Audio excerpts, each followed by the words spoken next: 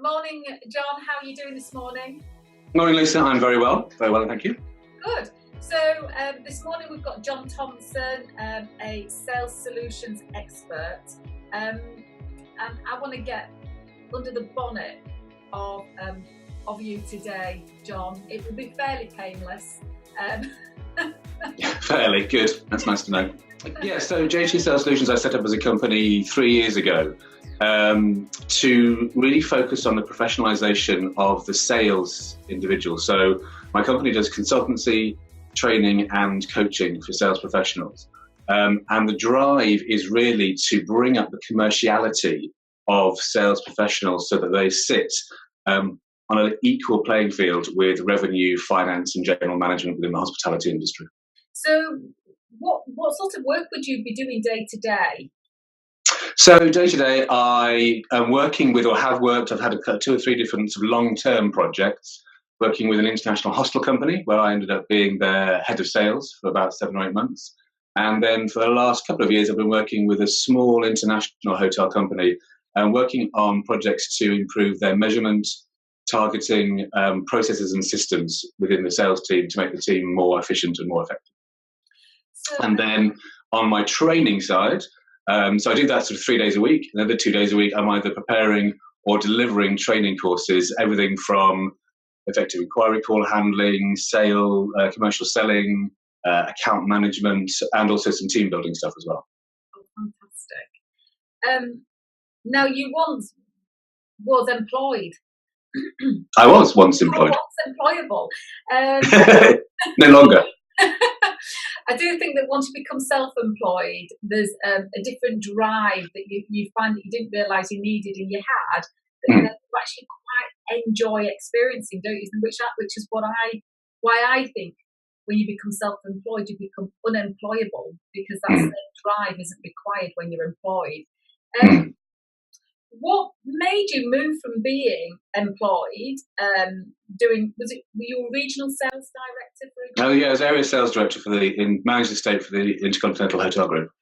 What made you go from doing that to doing it for yourself?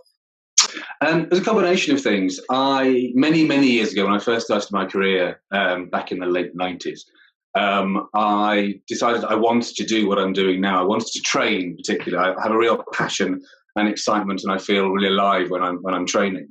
So I thought I wanted to do that, but I felt I needed to do the roles all the way through as much as possible before then doing it. Because if you sit in front of salespeople on the whole can be a little bit cynical, I guess, in terms of who's this guy, who are you to tell me how to sell this and how to do that.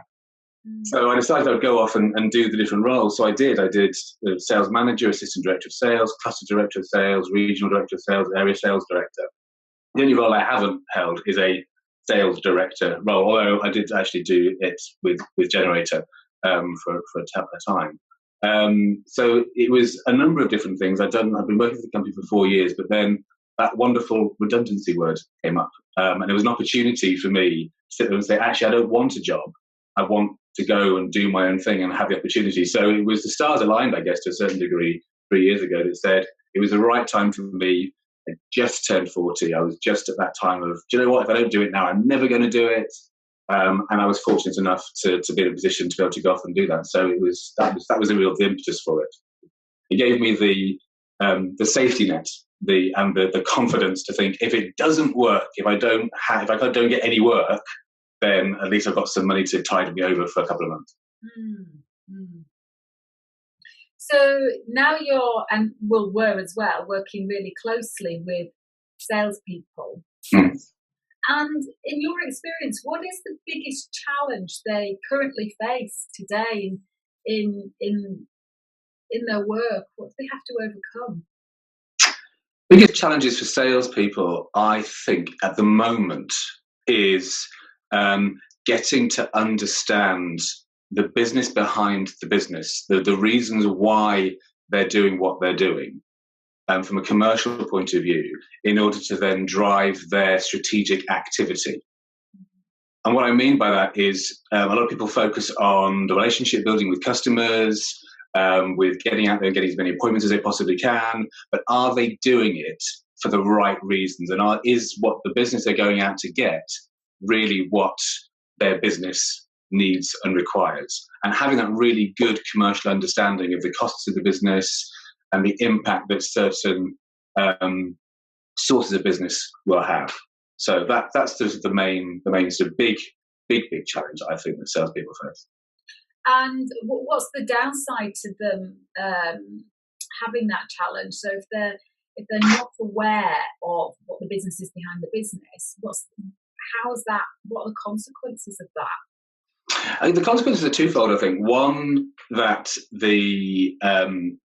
when they come back to the business with, I've got this great piece of business, and they're all excited, that then the business turns around and says, well, that's great, but it's not what we really need. I need you to go this way. So it can be very deflating and very demotivational for them.